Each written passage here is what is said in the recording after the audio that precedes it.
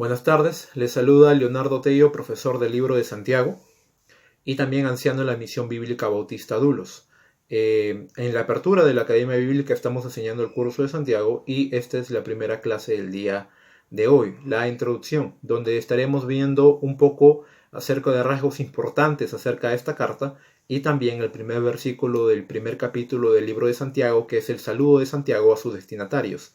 Así que estaríamos observando si usamos el método crítico para poder ver algunos rasgos importantes de este libro, estaríamos viendo primero lo que es el escritor y la fecha del libro.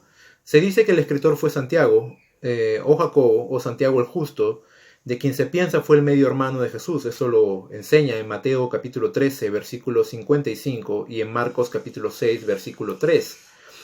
Santiago no fue un creyente durante el ministerio de nuestro Señor Jesucristo. Sin embargo, él llegó a convencerse de que su hermano era el Hijo de Dios, aun cuando él resucitó. Recién cuando él resucitó y ascendió, es cuando él llega a creer en él. Pablo deja evidencia de esto justamente en 1 Corintios capítulo 15, versículo 7. Y más adelante también vemos que él está junto con los 120 en el libro de Hechos, en el aposento alto. También sabemos por las escrituras, en Gálatas capítulo 2, versículo 9, que él fue la cabeza o un anciano o un obispo en la iglesia de Jerusalén cuando fue Pedro apresado. También sabemos por lo que datan los historiadores que esta carta pudo haber sido o se pudo haber constituido como uno de los primeros libros del Nuevo Testamento porque está fechado entre el 40 al 50 después de Cristo. Así que aparentemente entre el Nuevo Testamento este libro vendría a ser el más antiguo, aparentemente. Si quisiéramos saber acerca de los destinatarios, o sea, a quién fue escrita esta carta, la Biblia o el primer verso del libro de Santiago nos dice claramente que fue a las 12 tribus de Israel. En realidad es conocida dentro del bloque de cartas generales por la razón de que esta carta no fue escrita para una iglesia local en específico, sino que da un espectro bastante amplio al referirse en la frase a las 12 tribus de Israel, lo cual tendremos una discusión un poquito más adelante. Así que no sabemos realmente. El contexto histórico nos puede decir que fue en el tiempo de la dispersión. Así que eso vamos a verlo más adelante. ¿Dónde es que Santiago escribió esta carta? Aparentemente fue en Jerusalén, donde Santiago estaba pastoreando. Entonces, vemos un poco del método crítico un poquito acerca de la carta para poder conocer tanto el escritor de la carta, cuándo fue fechado, el contexto histórico, o sea, dónde fue escrito y para quiénes fue escrito. Si vemos un poquito más acerca de la historia con respecto a esto, hay una división de pensamiento con respecto a quién con qué propósito fue escrito esta carta. Hay dos posiciones al respecto que tienen los conocedores de la palabra de Dios con respecto al libro de Santiago, y algunos dicen que esta carta fue escrita en la persecución en que se suscitó por motivo de Herodes Agripa I, en Hechos capítulo 12, versículo 1 al 2. Quisiéramos que usted me pudiera acompañar con su Biblia, poder revisar ese pasaje para poder entrar un poquito en el contexto. Hechos capítulo 12, versículo 1 al 2 dice: En aquel mismo tiempo el rey Herodes echó mano a algunos de la iglesia para maltratarles, y mató a espada a Jacobo, hermano de Juan.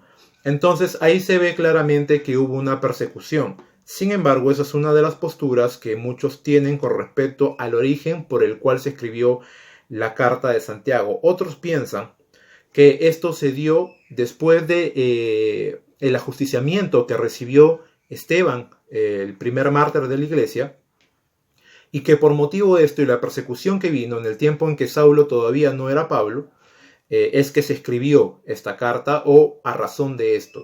Y eso lo podemos ver y tiene un poquito más de peso si observamos Hechos capítulo 8, versículo 1.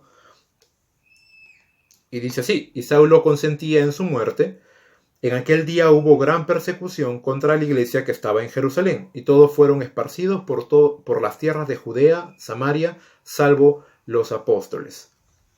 Entonces ahí vemos que después del martirio que sufrió Esteban, Saulo se levantó con mucho más fuerza para hacer persecución, y en ese tiempo hubo una gran persecución, como narra Lucas en el libro de los Hechos, contra la iglesia que está en Jerusalén. Esto lo respalda otro texto bíblico que sigue en correlación con la historia y se encuentra en el en el capítulo 11, versículo 19.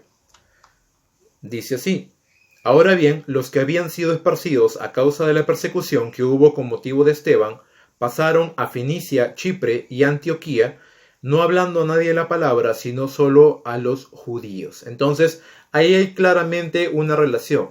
Esteban fue martirizado y la iglesia de Jerusalén recibió una gran persecución, y los que fueron perseguidos y esparcidos fueron por toda la región de Asia Menor, donde se fueron disgregando. Así que para nuestro estudio, la segunda razón tendría más peso para nosotros por la evidencia interna. Cuando queremos saber acerca del método literario, estaríamos viendo que tiene ese matiz epistolario y de diatriba. ¿Qué significa esto? Cuando hablamos de epistolario es porque maneja muchas materias dentro del libro de Santiago. La epístola de Santiago contiene muchos temas que Santiago aborda acerca de la vida de la religión cristiana, acerca de la fe, acerca de cómo poner en práctica la fe verdadera. Cuando hablamos de diatriba, estamos refiriéndonos, según la RAE, al discurso o escrito acre y violento contra alguien o algo. Si algo podemos mencionar del libro de Santiago es que Santiago no tiene pelos en la lengua para poder decir la verdad acerca de vivir el evangelio de forma correcta. Si quisiéramos ahondar un poquito más en esto, tendríamos que conocer que Santiago tuvo mucha influencia del Antiguo Testamento y bastante influencia de los escritos de Jesús, de su Señor, nuestro Señor, acerca o específicamente en el Sermón del Monte del capítulo 5 al 7 de Mateo. Algunas palabras claves importantes que podemos observar en el libro de Santiago son hermanos, la palabra fe, la palabra perfecto o sus derivados como perfeccionarse, juez o juzgar o juicio, condenado, condenación y ley. Y estas palabras son parte de la estructura del libro de Santiago, en las cuales sus enseñanzas comienzan a dar vueltas sobre esos ejes.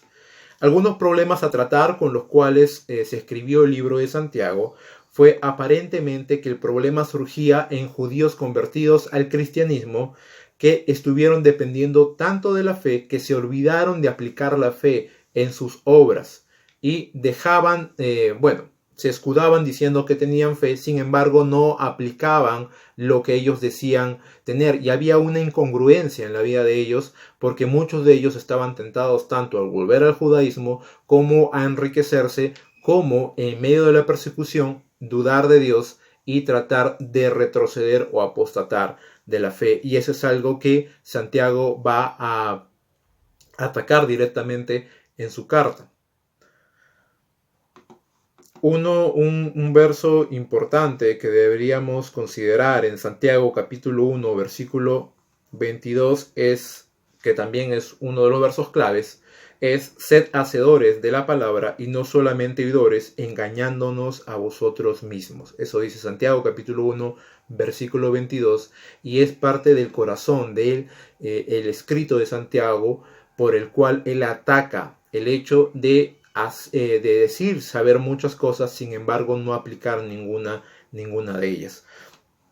Otra cosa que podríamos observar en el libro de Santiago son los temas que Santiago aborda en su propia epístola, y esas son las pruebas en el primer capítulo, el ser hacedor de la palabra, el favoritismo que había entre los pobres y los ricos, la fe, el dilema entre la fe y las obras, la lengua, que tiene que ver bastante con el tema del dominio propio, las riquezas, la paciencia y la oración.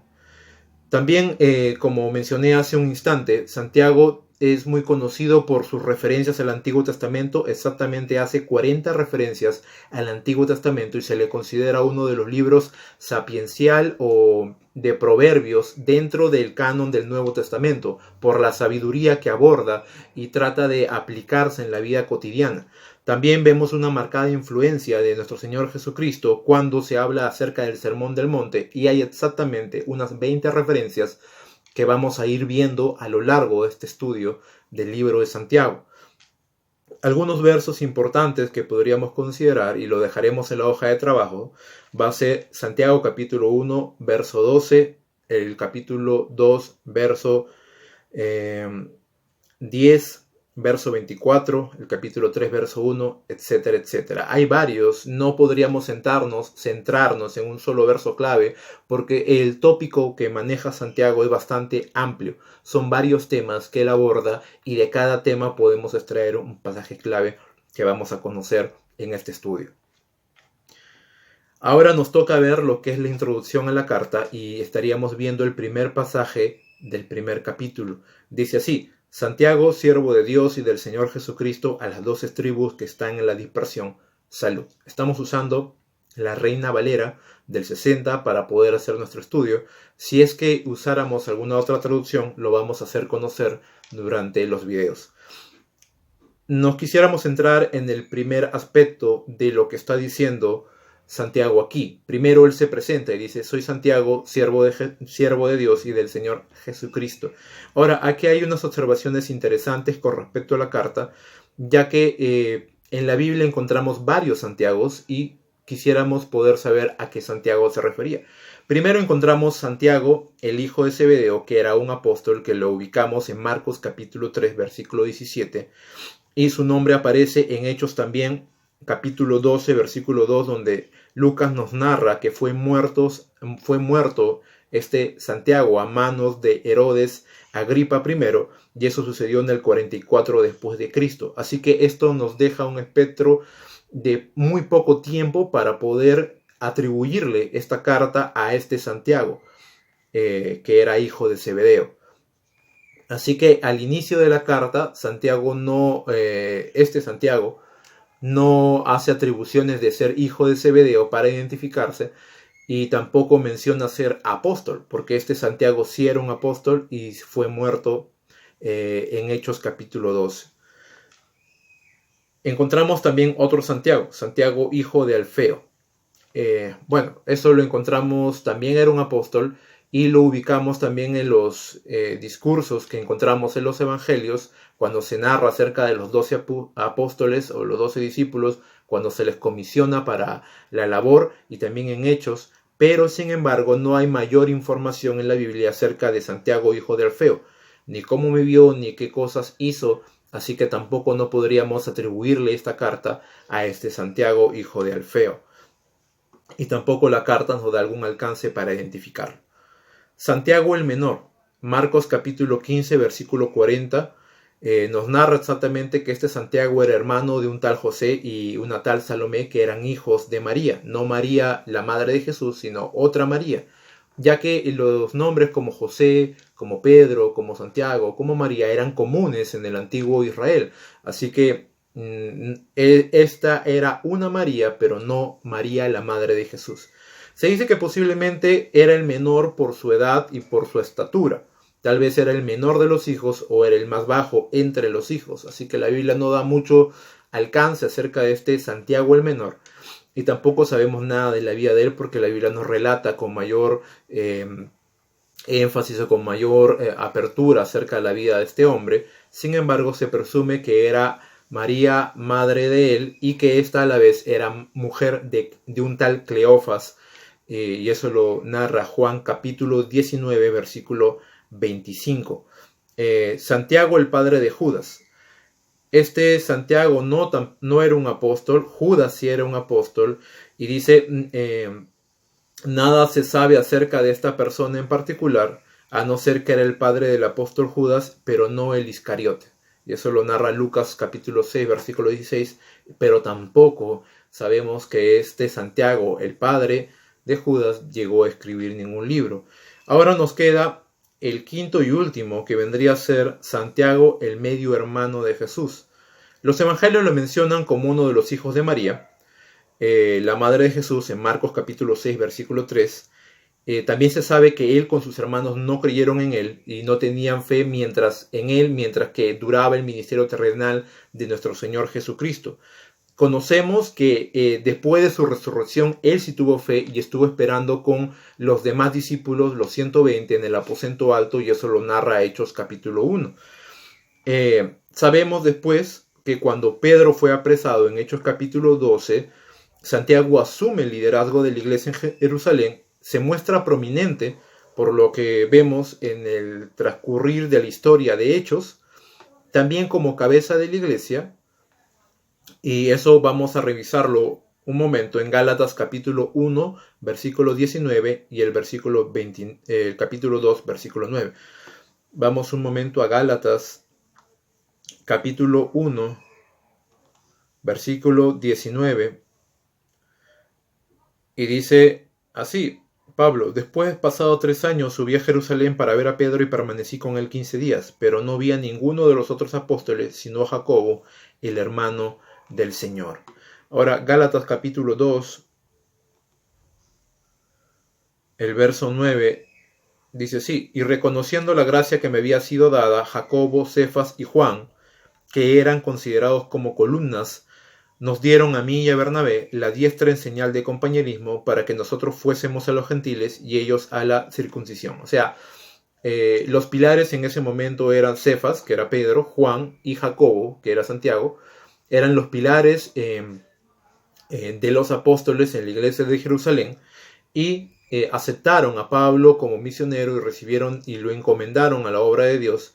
Y ahí es cuando Pablo toma la decisión de ir a los gentiles y estos 3 apóstoles a seguir predicando a los judíos. Y ahí reconocemos que Jacobo o Santiago tenía cierta prominencia en la iglesia, o por lo menos a la vista de los creyentes que congregaban allí y de los apóstoles también. Después vemos que también cuando Pablo vuelve después de su viaje misionero a dar informes acerca del mundo de los gentiles, cuando él estaba comenzando su viaje misioneros a la parte o la región de Asia Menor, se entrevista con Jacobo y también le da información acerca de esto. Así que si él no fuera prominente, dudosamente podría él darle algún tipo de reporte a Santiago. Sabemos también por la tradición, que en la tradición judía, que este dirigente fue alguien influyente y estimado, y también se dice en la tradición que él fue el que escribió la carta. Así que este Santiago no era apóstol, sin embargo, fungió la labor de pastor o anciano o obispo, como quiera decirse, dentro de la iglesia de Jerusalén en los tiempos de los albores de la iglesia primitiva. Así que hasta el momento identificamos a este Santiago como el siervo de Dios y del Señor Jesucristo y medio hermano de nuestro Señor Jesucristo, que a la par escribió esta carta. Así que si quisiéramos poder pensar de por qué él no, de alguna otra forma, en su saludo, él escribió con su puño y letra que era medio hermano de Jesús para que estuviese un poco más de peso, consideramos, y muchos piensan también lo mismo, que Santiago trató de no escribir eso o de no dirigirse a sus lectores diciendo que era el medio hermano del Señor Jesucristo, para que no se le tuviese una consideración especial más allá de la que debía recibir como hermano en Cristo. Así que él no quería tomarse atribuciones por el hecho de ser el hermano de Jesús para tener más prominencia, sino que él quería estar en el puesto en que Dios lo había dejado, y que si alguien le exaltara sería Dios y no él mismo. Así que la segunda parte del capítulo 1 del versículo 1 dice lo siguiente: a las 12 tribus que están en la dispersión, salud. Ahora, ¿a qué se refería con las 12 tribus de Israel? Bueno, primeramente, o en primer lugar, tendríamos que considerar que se habla acerca de la diáspora, como menciona Pedro también en su primera epístola. Y esto de la diáspora o de la dispersión era una palabra técnica que se utilizaba para referirse a los judíos que estaban fuera de Palestina, y que a su vez Dios utilizó esta situación para poder traer el evangelio a las naciones circundantes cercanas a Israel. Así que si quisiéramos pensar un poquito cómo es que se dio la deportación de los judíos fuera de la región de Palestina, deberíamos considerar hasta 3 deportaciones que la historia bíblica nos menciona. La primera fue cuando el reino del norte, con su capital en Samaria, fue derrotada por los asirios y llevados allí. Y eso fueron 10 tribus que perdieron su libertad y fueron deportados por el reino o por el imperio asirio y fueron llevados allí. En la segunda deportación tiene fecha alrededor del 580 a.C., donde los babilonios conquistan el reino del sur, donde su capital era Judá, Jerusalén. Su capital Jerusalén era Judá. Y llevaron cautivos a los mejores del pueblo, y eso lo narra Salmo 137, Segunda de Reyes capítulo 24, con más amplitud. Y en la tercera deportación fue cuando Pompeyo derrotó a los judíos y tomó Jerusalén en el 63 a.C., llevándose a Roma a muchos judíos, y cuando Jesús ya comienza su ministerio terrenal, es ahí donde nos encontramos en esa escena. Ahora, cuando se habla acerca de la dispersión y la diáspora, ¿a quiénes tenía en mente Santiago al dirigirse a este espectro de personas, a las 12 tribus de Israel? Bueno, los comentaristas y los eruditos de la palabra de Dios tienen hasta 3 suposiciones, 3 supuestos a quienes Santiago se refería con respecto a los dispersos, a los cristianos dispersos, a estos judíos, a este pueblo de Israel. La primera podría representar a todos los judíos a las afueras de Palestina, y eso implica a todos los judíos que a lo largo del mundo fueron dispersos, y eso equivaldría a pensar a que estaba esta carta dirigida tanto a los judíos en Siria, en Egipto, en Grecia, en Roma, en Asia Menor y más allá del Mediterráneo. Y eso sería casi imposible que una carta pudiera, si no tiene un destinatario fijo, llegar a las manos o por lo menos a las iglesias locales en cada una de esas regiones, lo cual es un poquito difícil. Así que esta primera suposición es bastante débil y no tiene mucha acogida entre las personas, entre los comentaristas o las personas que llegan a este acuerdo. Podría también tratarse de los judíos fuera de Palestina, y eso tendría que ser a las naciones circundantes allí, como por ejemplo Siria, Babilonia y algunas ciudades donde los creyentes fueron a refugiarse. Esto tiene un poquito de conexión con lo que dice Hechos capítulo 11 versículo 19 al 20, donde los cristianos después del martirio de Esteban fueron dispersados y fueron a parte de Asia Menor, donde solamente le predicaban a los judíos, y otro grupo comenzó a predicarle a los gentiles también. Siendo Santiago pastor en la iglesia de Jerusalén, las personas que salieron allí y fueron dispersas tendrían mucho más inclinación a leer la carta que Santiago escribió, y es más, podrían reconocerle su letra, la forma y las estructuras en que él escribía, y obviamente la tónica y el contexto en el cual se les está escribiendo. Así que este argumento tiene un poquito más de fuerza con respecto a estos 3. El tercero vendría a ser una alusión alegórica, tratando de entender que el pueblo judío o los dispersos vendrían a ser el Israel de Dios o los cristianos, como Pablo nos llama en Gálatas capítulo 6, versículo 16, y a aquellos descendientes de Abraham por la fe. O sea, está hablando del pueblo cristiano, a todos aquellos lectores que se consideran y se adjudican como cristianos. Podría estar dirigida esta carta, ¿no? Bueno, tendríamos que inclinarnos por una. Barclay, por lo menos William Barclay, considera que el segundo y el tercer supuesto son válidos.